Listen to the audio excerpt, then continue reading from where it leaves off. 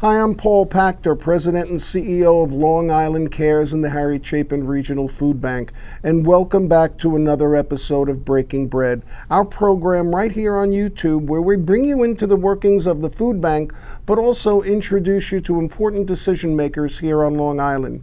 And today's program is no different.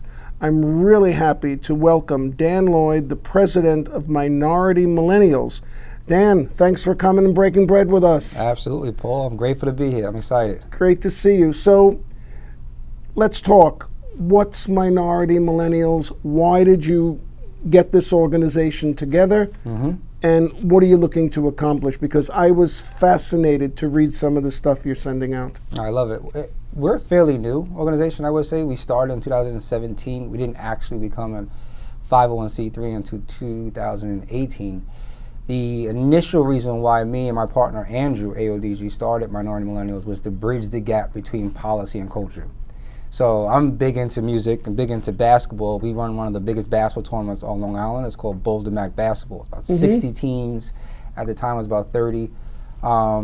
And we have about 1,000 people that attend the park every weekend throughout the summer. This is in 2017. We did a meet the candidates at the end of the tournament, and we had like 5 people show up. And this was really important at the time. It was for the Suffolk County District Attorney, Suffolk County Sheriff, Errol Toulon, Tim Sini, all these individuals. And it really bothered us that we had all these individuals that are the most impacted, to us anyway, by political will and are not showing up when it really counts. And it comes cliche to say your vote matters, and we're not explaining why the vote matters. So that was why we wanted to create this organization, was to bridge the gap between policy and culture. And since our mission is now to help young people of color access jobs, build wealth, and become civically engaged, which took us 5 years to figure out, but it's because of all the different things that we encountered as value adds to our demographic. And who are you looking to engage in the work that you're doing? And then explain to me and the viewers what you actually provide, other than mobilizing young people to get involved, and certainly in the dialogue. Well, when we started, it was Millennials. So I was 30. We're getting older. You're not a millennial anymore. No, we're always going to sound young, but we're getting older. So like the oldest millennial now is 42. So for clarification, millennials are 26 to 42. Okay. Gen Z is about 12 to 25. So our focus initially was 18 to 35, black and brown. So that's African American, Hispanic, Muslim American, Asian American. But now it's really Gen Z. We really focus on a lot of the political work. And so that is ages 14 to about 30. And what we do is threefold. So the first is civic education. So we host monthly civic educational workshops talking about political power, civic identity. Obviously in our day and age there's a big focus on individualism, and history teaches us that the strongest societies work together. It's a collective shared consciousness, and we're trying to build that on Long Island and across the state to help empower majority and minority communities with the next generation. The second tier of our ecosystem is workforce development. This came out of us doing a lot of events, and there was twofold interest. One was companies, so public and private companies were looking to diversify their workforce. So they would sponsor our events and then say, hey, is there any young talent that wants to get into our company? We're looking to expand. And then one of the biggest issues was, I want to advance in my career, or I need to get entry into a new industry. So we kind of became a natural conduit with workforce development. So we do a lot of social media recruitment for offshore wind, for a lot of the big projects that are coming to Long Island. And the third is economic development. So it's civic education, workforce development, economic development. So we do a lot of MWBE certification, education about the procurement process, how to actually get money and build revenue for your business once you get certified, what that means, and then financial literacy and property ownership. So all things that minorities on Long Island, people of color on Long Island, as you mentioned, are in need of. Because for too long, my opinion only, we don't pay enough attention, number one, to people of color in this region, and we don't pay enough attention to young people in this region. Absolutely. Our politics for years has been void of any young people serving in office. Although there are a couple of examples, Josh Laffison, Tom DiNapoli, 40 years ago, 50 years ago.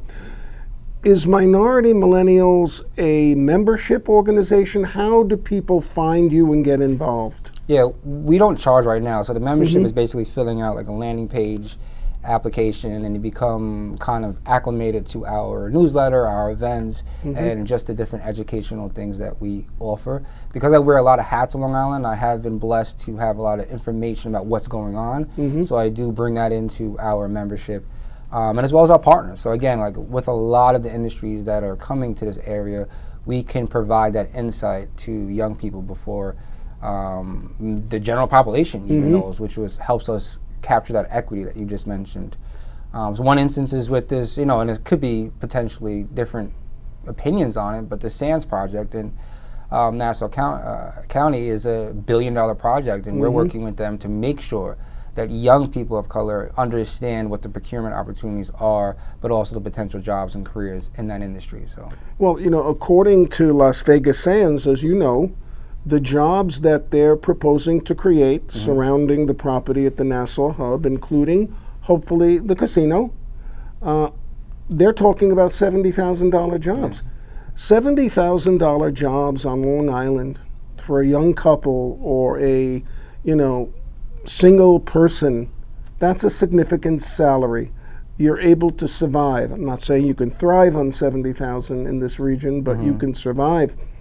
So, getting involved with Las Vegas Sands, getting involved with the offshore wind farms, these are the new industries that are coming to the region.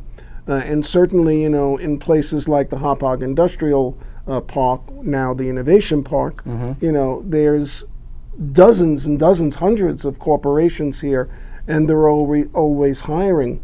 Let's talk a little bit about the part of your work that focuses on civil engagement, civic engagement.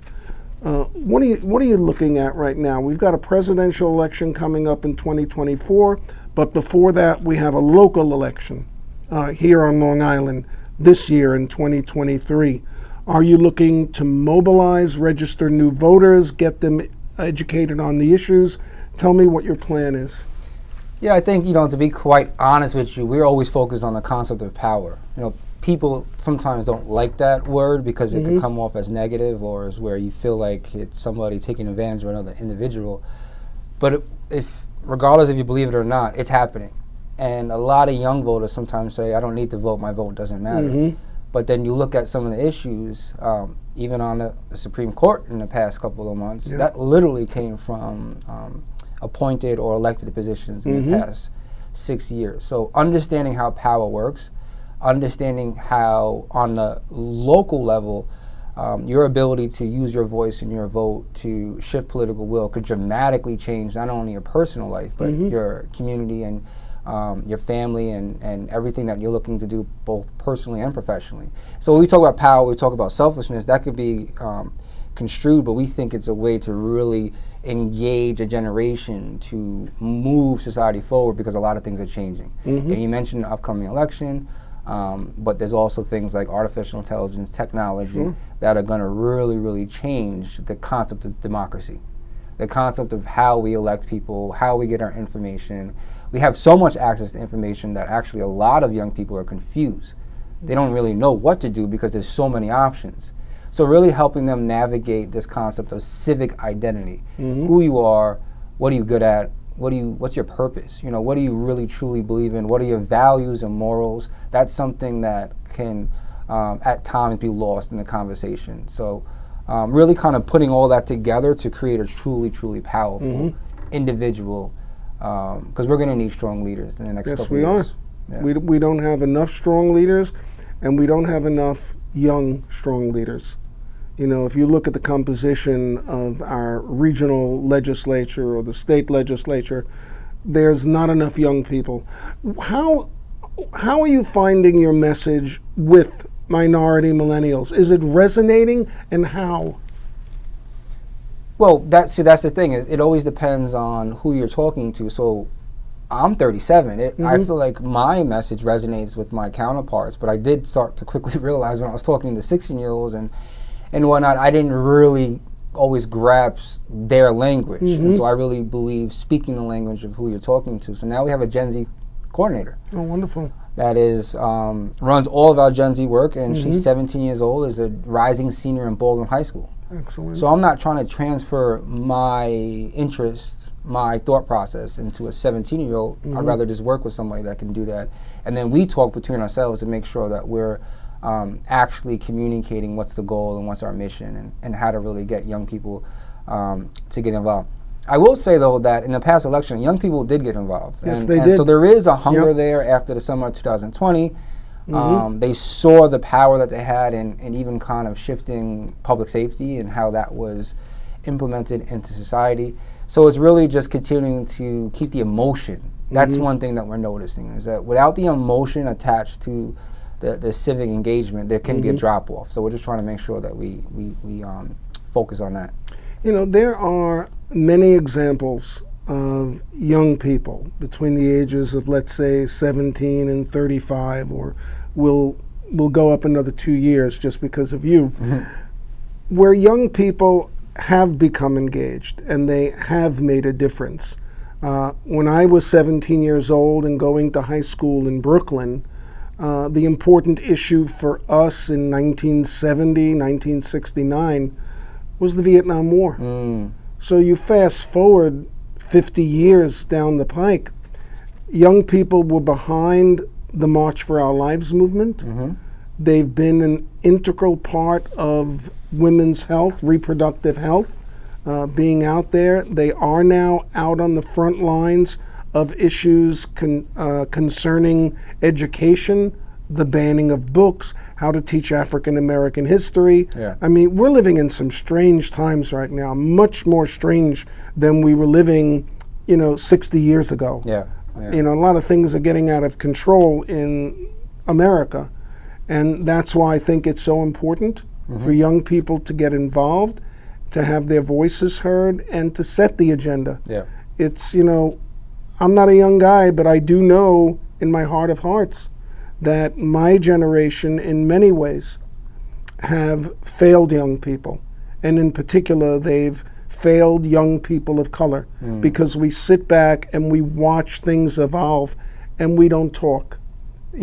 So to bring voice to young people now, in my opinion, is critical for the future of our region, for the future of our country.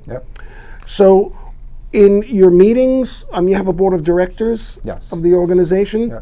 And who's on the board? I'm curious. Yeah, it's very small for many reasons. I suppose it's just myself, and then we have a treasurer and a secretary. So, it's Leah Jackson, who's actually an attorney for Frederick Brewington. I know Fred Brewington very well. Very well, yeah. Great He's guy. a legend, living legend. And Leela Bao is our secretary.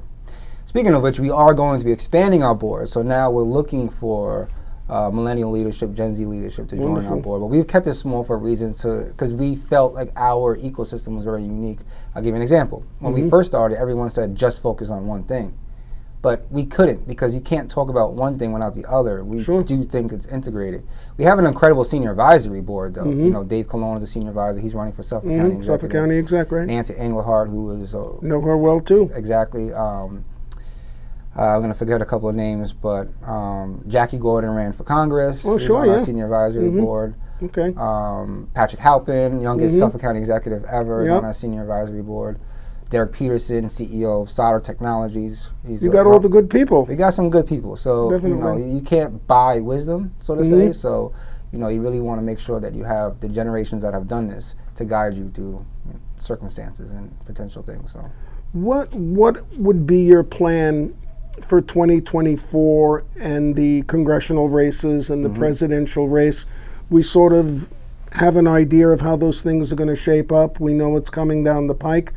For the past 3 election cycles, we've heard that this is the most important election of our lifetime. And now here we are again, the most important election of our lifetime, and so important for young people to get out there. Because as you said, in 2022 and in 2020, young people did make a difference. Absolutely. They really did.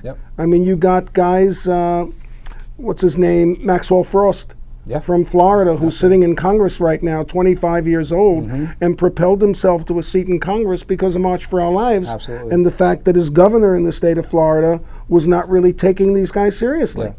So there's a hunger there. Yeah. There's a hunger there. For us, I probably should have mentioned this in the beginning. Millennials and Gen Z combined are the largest now generation in America. That's right. As well as the largest workforce in America. And actually, for the first time in human history, is the most diverse ever. It's just naturally what's happening because of the melting pot that is here in America. So one of the things that we're going to be doing is we are launching a 501c4. It's called Majority Minority of America, MOA. As a C3, you know this, you really can't put financial backing behind a candidate. Nope. You can't even support a candidate, so to say. So with the C4, we're going to use our C3 as an educational model and then transfer that into a C4 to be able to potentially support candidates that reflect the... So that'll operate as a PAC? The PAC is a little different. PAC would be strategically just for financial support. The C4, we can utilize funding to mobilize voters behind a specific candidate that is aligned with the interests of the majority minority. So that's really our focus for 2024, and also to kind of talk about the sense of urgency. What's really different, again, I mentioned, is what's happening with technology. And I like to keep saying that because the other hat I wear is I'm the program director for Accelerate Long Island. So we work with all the research institutions across Long Island.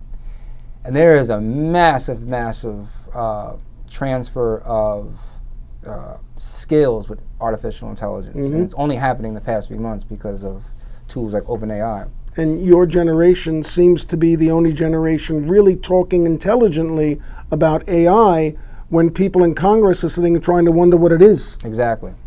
And it can really disrupt our flow of skills. And all these generations have been going to college and they may not even, it's already bad, but in the next 5 years, $100,000 is not even going to get you $40,000 in value. So really talking about these issues and having people like Maxwell Frost that can stand and be bold and at the same time understand the need for generational wisdom. So we're not saying it's just young people, but being able to bring that mix to the decisions, the table. It can, it at times sort of you wonder if the rest of the world is out there listening to the wisdom that young people can share with them. Usually older folks, maybe me included, maybe not, you don't think you can learn anything from your children. You can't learn anything from young people. We know it all, but that's not the way it is. I've got so much more that I want to talk to you about, and I'm going to definitely bring you back, I hope, and you'll accept the invitation, I hope, so we can talk more. I think what you've started on Long Island is you've lit a spark, and people are paying attention to it. And I think, it's important for people to pay attention. Whatever Long Island Cares can do to help you, to support your work, we would certainly want to do it because I think minority, millennials, young people in general need to know a little bit more about poverty and hunger on Long Island. We don't see it every day, or we don't really are aware of it, but we've got a lot of work to do. Dan Lloyd, what a pleasure. Well, thank you. I appreciate it. I look forward to seeing you again. And you got Minority Millennials perfect each time. There you go. Like what you see, please subscribe to our YouTube channel. We upload new episodes of Breaking Bread quite often, as well as our podcast, Breaking Bread. So if you like what you see, come join us. Until next time, please go out there and take care of each other and do something kind. This is Paule Pachter, President and CEO of Long Island Cares. We'll see you again as we break bread.